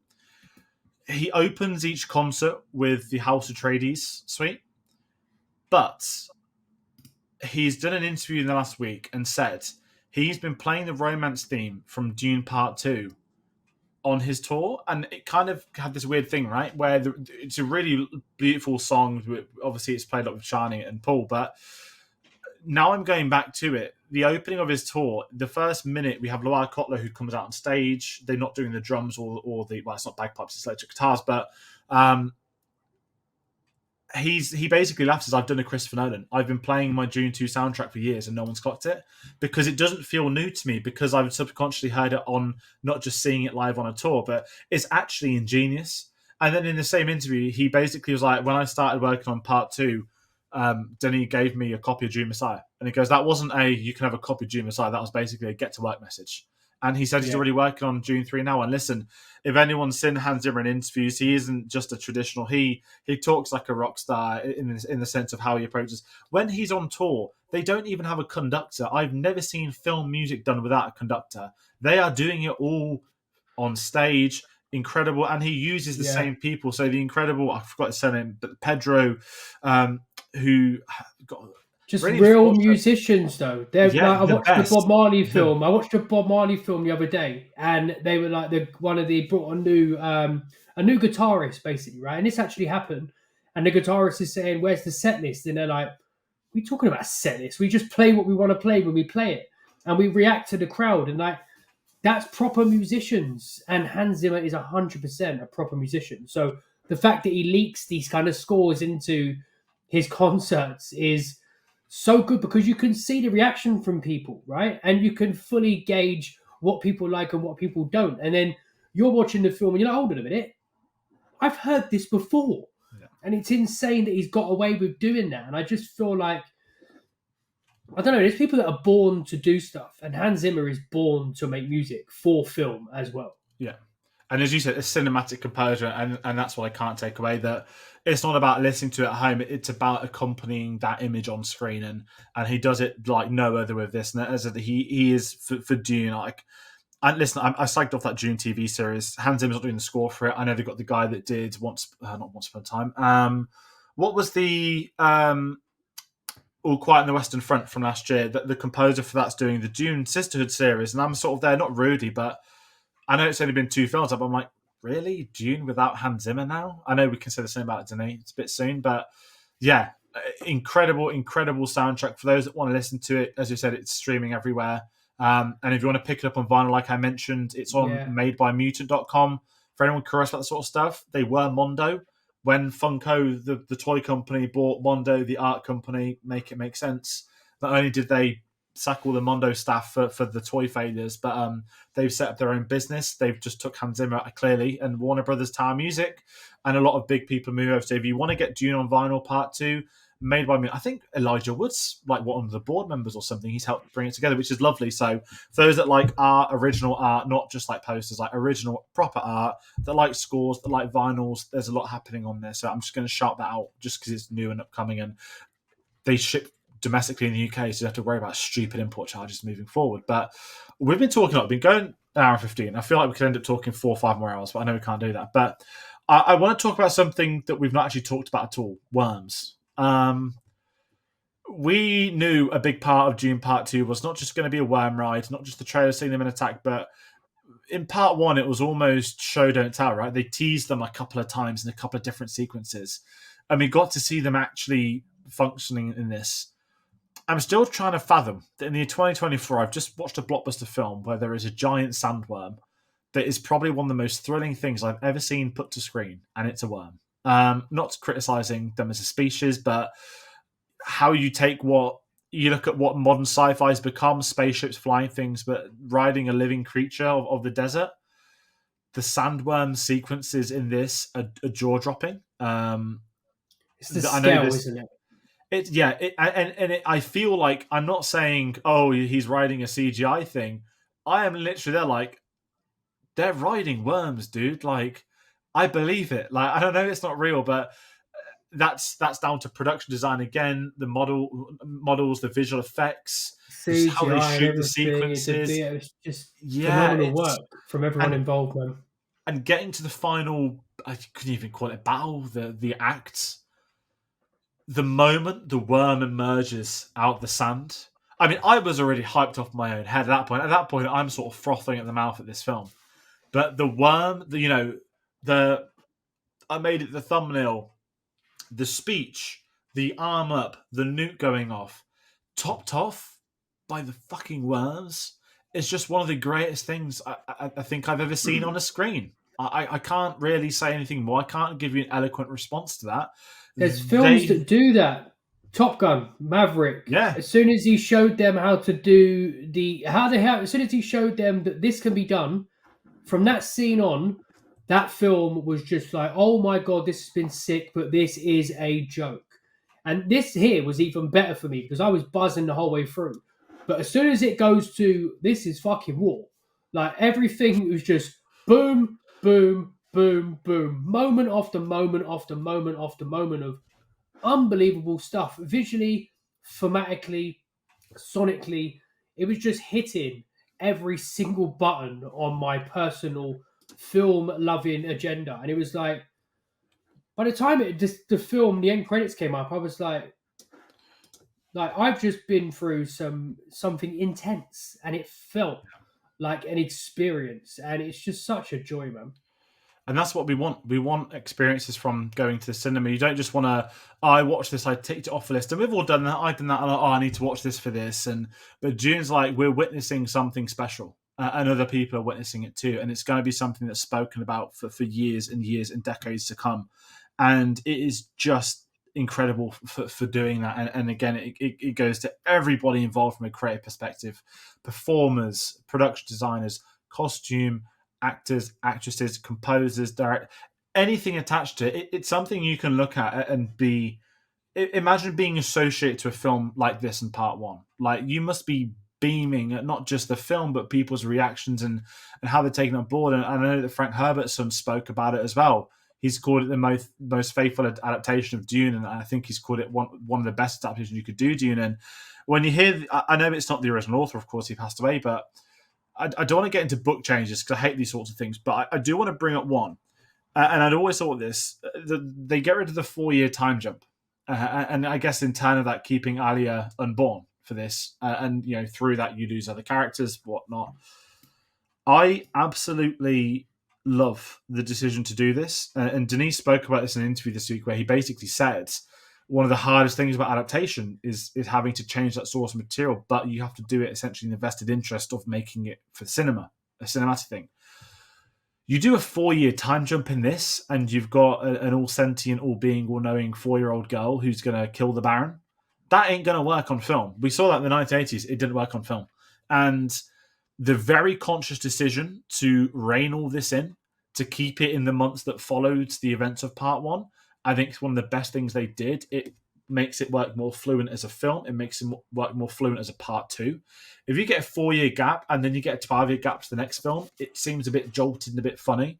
But the conscious decisions of changing elements from the book, we mentioned Chani already, developing her into a great character. I think even giving Princess Aemon a little bit more to do. The obvious changes of the Harkonnens, who are basically the Weasley families in the books with ridiculous red hair and over elaborate, making them these terrifying sort of freaks of evolution. That, not because Batista's an evolution, but they're bold. They're on this horrible planet. They're all bold on that planet. What's the sun done to them? The weird, servants getting massacred, the cannibal pets, all this great stuff. It builds and builds, and that's something that can't be explored if you keep it page for page as it was. And all this comes down to conscious decision making. But I just kind of wanted to just ask you briefly, because I know you're a fan of the book. Your Zero thoughts on problems. yeah, Zero problems with any changes that are made. I think it worked so much better for the film. Obviously, the Harkonnens, the changes they made, no problem at all. Um, Considering the other ones in the old school David Lynch film, Yeah. I love Sting, but Jesus Christ, they were not menacing at all. And then the Aaliyah thing, I think having the speech coming from the pregnancy, and then having the vision of obviously Anya Taylor Joy, I think it works so much better. I think now you have an idea of the character, and in June Messiah, she can be a full grown up adult, and they can change again. They can change things in the time because obviously in the June Messiah, she's still basically the same kind of age. But I think they'll speed that up and change the age gap There's and like a stuff. rapid So aging, I reckon. yeah, exactly. Because obviously, for people that are not aware, because she was being born when the mother took the water of life, she has all the knowledge from the Reverend mothers that come before. So they'll probably do some she had a heightened speed up genetics type of thing as well. Um, which I think you need to have that because I think Anya Taylor Joy and Timothée Chalamet's brother sister relationship, which is extremely weird because one's meant to be a 4 year old and the other one's basically a grown up adult, and she's speaking to him like they're exactly the same. I know it works in the book and it makes sense, but I think with what we've seen on screen now, it makes so much more sense to have her as a grown up character. And that allows for what is going to transpire in the next film and what comes in the further films. And I do feel like they will probably have a slight little bit of Children of Dune, um, Yes. and the God Emperor Dune in the third and final film because book readers, those books get fucking weird, and there's no way they can do what comes after Dune Messiah really. Um, Denise there's said it's science, Messiah's the end of his Dune, isn't it? Like, there's he was. science, there's science fiction, and then there's science fiction, like, and that's kind of what what it gets to. The books get progressively worse after Dune Messiah, and Frank Herbert. I think he only wrote four of them. So, no, sorry, did he write five of them? But the son started Sons continuously wrote a lot. writing them and stuff. And then the Son did a lot of prequels as well, I believe, and a few other things like that. So Jude's, it's a Yeah, bit, not to compare it to Tolkien again, but it is that, J.R.R. Tolkien died and his son took over, and his son's life work was sort of his dad's unused notes, which I personally, I'm never sure on stuff like that being taken as gospel because it wasn't published by the original author. It wasn't published by the original author, but the son, so don't put it in the yeah, author's name. But I haven't read Children of Dune. I have found out a few things this week. I've seen some things this week. There is a great theory, though, for anybody out there, that someone believes could the opening noise at the start of each Dune film be the God Emperor? And when I saw that, I Googled what the God Emperor is, and I'm now disturbed imagery for the rest of my life. But I'm with you. I'm going to pick up Children of Dune to read it because I do think Denis, like he has done in the first two, he will take bits that work for his Dune adaptation from other yeah, entries and he'll apply it. And I think certainly with the Fade Ralph, Lady Fenrig pregnancy stuff, the line is secured. That's clearly going to be something that probably crops up in Messiah, you would imagine. Maybe not, but it's one of those where looking forward, there is a lot. And as I said, book readers, uh, if they want to moan, fine, it's moan, but find someone that can adapt it better because there is just some things that are not designed to be. They were written as books, and I think people miss that. Not every book made is been made with the idea of becoming a film in the years that follow. I know it does happen today. I know it's even worse today. We have things like Argyle, where it was a film first, and then they make a terrible book after, and then say it was first. But yes, sorry to divert and bring up Argyle tainting this review, but I want to talk something else. This so we spoke a lot about the film. I want to talk the box office opening weekend, and I know some people hate numbers. They don't. Oh, it's only been out a week. Oh, we don't care about box office. Box office is important whether people like it or not, it's the and highest it has grossing film been. of the year already. Yeah, I need to update the intro video because I've got the beekeeper still. So thank God that, presuming Oppenheimer's on Sunday, our background for the next few months is going to be Oppenheimer and Dune Part 2, which is lovely. Yeah, But $182 million opening weekend. I want to just not like dissect it because it's not a number show, but to almost double the opening of the first film, which we knew it had the online, we know it's had a cultural impact over the years. To do yeah, essentially equal numbers to Oppenheimer is impressive. A film that would go on to gross 960 million. Obviously, it came out in summer, different environment to coming out in March. But the really big thing for me, and this is really minor, an opening weekend figure. You get the opening day / preview day. On the Saturday, they then do an estimation for the Sunday weekend total. And then on Monday, you get the actuals. Each day, the projected has been less than the actuals. It very rarely happens where it keeps getting higher and higher, which means that the studio's own estimated outcomes, which are very rarely wrong, are lower. And sometimes they'll lowball it intentionally, but not like this. A billion. I don't think I'd love a bill, but I just think because of the no competition at the moment, I just think it has legs. Whereas Oppenheimer and Barbie, I feel like Barbie obviously turned into just a worldwide phenomenon. So I think that obviously played into it. But I do feel like this one here, I put out a tweet the other week asking people what they think it would make, and had a poll, and 600 to 800 million was what ended up being the highest voted. But for me, I think it definitely grosses over 800 mil, and I would love to see it hit a billion. I just want to see feel like when Top Gun Maverick hit a billion, I was like, yeah, man, these are the type of films I want to see hitting a billion. These are the type of films I want to see made. I want to see passionate projects, and I want to see films that are clearly made by passionate people make money. I'm sick and tired of these films that are just being kind of thrown out for the sake of being thrown out and don't seem to have any kind of real emotional connection to them at all, making over a billion. So, but then again, more films that make a billion, the more films that get made. So it's always a positive. But it'd be nice to see films like Dune Part 2 and Top Gun Maverick be the ones to make a billion. I'm with you, and this is it, and it shows that the audience is revolving. Audiences want films. People aren't vote. Pre-COVID, anyone would go and watch anything. The example is, I think there were 9 films that made a billion in 2019, which is ridiculous if you really, really think about it.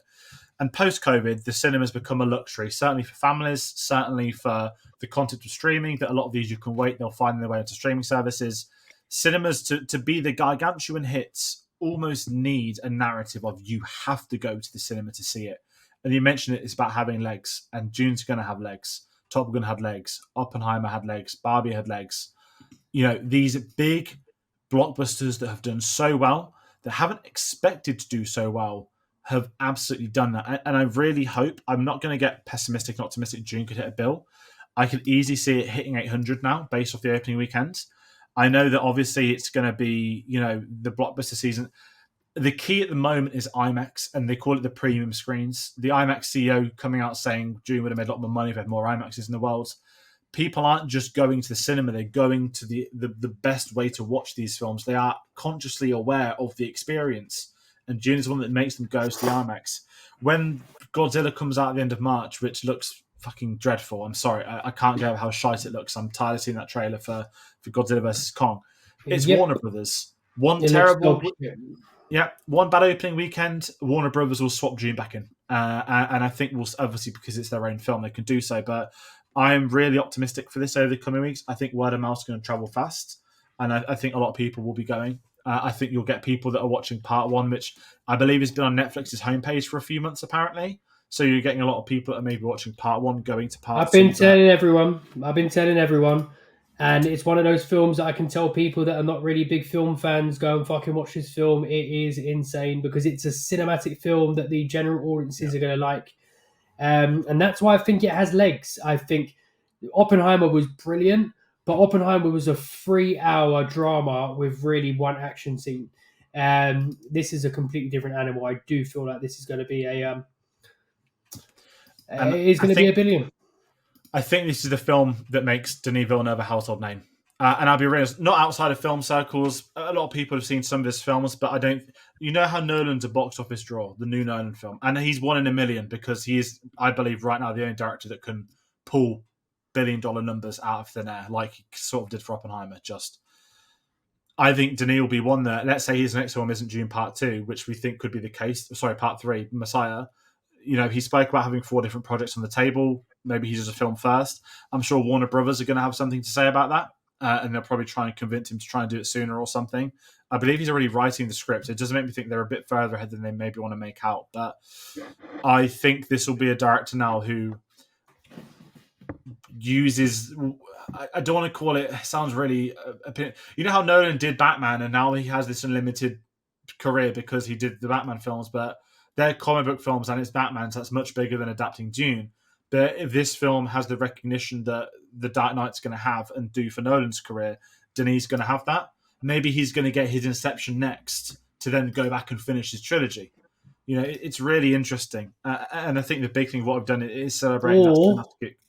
Or his Bond, which I keep on talking about. I would love it. I'd love it now, but I think Denis and Nolan position where if he's doing Bond, he's doing on his terms. And can the Broccolis play ball? We'll never know. What if both of them combine to play ball together? I've got this weird Nolan and Denis combo. Mate, I've got this weird conceived notion, and I sometimes have these weird things where I just I feel like something's going to happen, and I could imagine those two coming out, and I could imagine 2 Bond films being announced, and the 2 of them directing them. I've just thought that'd be such a fucking. You're talking about. I don't know.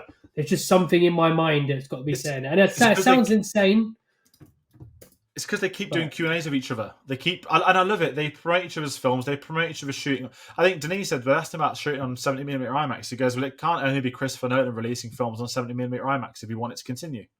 It's kind of he said the obvious there. And those two together, there's a really good interview on the actual IMAX YouTube channel for the Tenet re-release last month when they spoke about Dune as well. But they're almost like they do like dad jokes with each other on like videos, don't they? I mean, the pair of them, absolute legends, titans of modern cinema, and are really flying the flag for cinema. And I know I've been going over an hour and a half on this, and we are sort of limited time. And we could, you could do so much more, couldn't you? You could do like a little Dune pod. You know, this podcast was like minute by minute. Imagine doing that for Dune Part 2. That's a long fucking podcast series.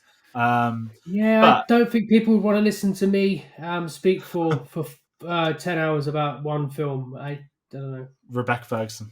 But maybe. Let's okay, before we get final thoughts, I know we've spoken about so many fantastic sequences. If you could pick one scene that stood out to you the most, whether it's better, whether you enjoy it, whether you think it's the best, just if you can pinpoint one scene. Yeah, it's not going to dissect the scene, but it's the fight at the end. It's the fight at the end. I just think it does so much on so many levels. And I don't know, there's just something about that scene where I was watching it and I was just like, this is going to be one of my favorite scenes. Mad Max Fury Road, the scene where Furiosa breaks down on the sand dunes and the music, it's a accumulation of the whole film meets at one point, and that is the apex of that film. And I feel like the Fade versus Paul fight is the apex of the film. And it does so much on a visual story level and just an all-round moving forward of the whole story. I don't think that can be topped, in my opinion. That's fair. The one I'll go for, I've mentioned it a few times. I guess it's after the Paul has the Water of Life, the moment in which he self-inserts himself as the Messiah. The Hans Zimmer score, the track's called Arrival. I've been walking and playing it, thinking I'm cooler than I really am. The worm in the background out of focus, diving back into the ground. The slow-mo walking, going through the crowd. Greg Fraiser shooting that, fucking unbelievable. But that whole sequence, including his ascension, going through that guy's history. The next is like, you give water to the dead. All of that stuff I absolutely love. It's powerful. It felt like sometimes the most exciting scenes, there's not a bad scene in this film. The whole film's fucking outstanding, but that's the scene I think of now with this film. And that's what cements it is Chalamet's film. And I mentioned about Zendaya in this too, that it is outstanding. I cannot fathom how much good there is to say about this film. And kind of sticking with that, final thoughts on Dune Part 2. For me, you've called it a masterpiece. I've called it a masterpiece. You literally opened saying, I don't think I'm going to watch a better film this year. I'm in the same trance as you. I'm going to see this film a few more times. I do want to go back to the BFI. I know that the 70mm is working again now. The issue is getting a decent seat in the centre and seeing if I can actually justify a London trip. Maybe there's a football game if I ever get into one again. But I can't wait for this film to be spoken about for months. I can't wait to be talking about it at the Oscars next year. I can't wait to be checking their box office each weekend, seeing Dune has had a remarkable drop of almost nothing, and it's going to continue making a shit ton of money. People I know that are going to go and see it, they're going to ask me about it. I cannot fucking wait. At this point, anyone watching obviously knows the spoilers, and you've all seen the film, but this is something that lives long in the memory. I have the 4K pre-ordered from HMV. I will be watching this film a lot over the years, and I am going to read Children of Dune, and maybe I'll venture further into just Dune as a thing. I'm kind of scared too because I've, as I said, seen some weird stuff, but Dune Part 2, incredible piece of filmmaking, so much worth the wait, and thanking everybody involved in ever being a part of this, for all of them, everyone. I'm sure there's people who I haven't even spoke about who I'm going to feel bad about when I realise it in a day or two, but that's how it is. But Reece, your final thoughts? Yeah, masterpiece, mate. Extremely happy to be back on the YouTube channel talking about the film. Anytime anyone wants to talk about Dune Part 2, I will be here for it. And yeah, it's going to be hard to beat, mate. Yeah, definitely. And everybody watching at home, that is going to do it for this spoiler discussion of Dune Part 2. We've been going an hour and 40, almost the same length, I think, as our Part 1 deep dive, actually. And like I said, there could be some more Dune stuff on the channel. All of that is unknown. There was an idea to do a video on who could be cast in Dune Messiah, but that sort of thing, I'm not the best at fan casting, and they've just obviously cast the main person anyway. But before I plug other stuff, I would know we've got the Oscars this Sunday. I've spoken about Oppenheimer and Nolan a few times. We think we all know who's going to win. Reece, segueing over to yourself, you've got 2 podcasts on the go. I know I always plug it every time we're on our channel. We have links in the socials below, but what are you sort of up to at the moment for those that haven't maybe listened yet? Yeah, so at the moment, one of them is on a hiatus. I'm still waiting to get back into recording the Cinematique podcast, which is a podcast where I interview people within the film space or kind of stuff related to film. Maybe it might be music, TV, whatever it is, and just working out how they do what they do. Try and get some advice for some people that are maybe thinking about getting into the industry, or how they can create, because I know some people just want to talk about films or record about films, that they want to do. So we're just getting information for people. The second one is Art and M, a conversation on cinema, which is a podcast I have with Manuel, which we record pretty much every week, and we discuss the films that we had seen the previous week. I also have a YouTube channel, which I rarely post on anymore, but if I have a good idea, I post a video. I'm not fully on the YouTube grind. I only, like, the last video I made was Anatomy of a Fall, Did She or Didn't She, which was a deep dive into Sandra Hüller's character, and Did She or Didn't She Kill Her Husband, which I thought was an intriguing subject, and I had someone I wanted to speak about the subject with. That video just led from someone questioning something I said on Twitter, and I said, look, let's have a conversation about it and let's put it forward to people. And now it's got nearly 2,000 views and a load of comments and likes. So I'm definitely not trying to be a YouTube content creator like a lot of people are, and I will record videos when I feel like it. And you can catch me on Twitter as well at Rio's Positive POV, where I also like to talk shit about films, and just, yeah, I'm a big movie fan, and I will be talking about films until the end of my time. Definitely. Everybody, please do follow him and listen to those. I've been very lucky to be on the Cinematic as well, and I cannot wait to see what else you are going to do. You've always got things in the work, great lists as well, a lot of other stuff. So everybody, please do check him out on Twitter as well, and all of those links. But that is going to do it for today's video. Thank everybody for watching so much. I hope you've all enjoyed Dune. As I said, comment your thoughts on it. You're going to find out about other videos. There is an idea for a top 10 sequels video on thanks to Dune Part 2. I don't know any logistics to it, but that's something potentially in the pipeline. So, any and all videos, you're best off getting us on our social medias. linktree.com/cinemasavvy has links to our Facebook, Twitter, Letterboxd, and Instagram. So, once more, thank you all for watching, and we'll see you on the next one. Take care.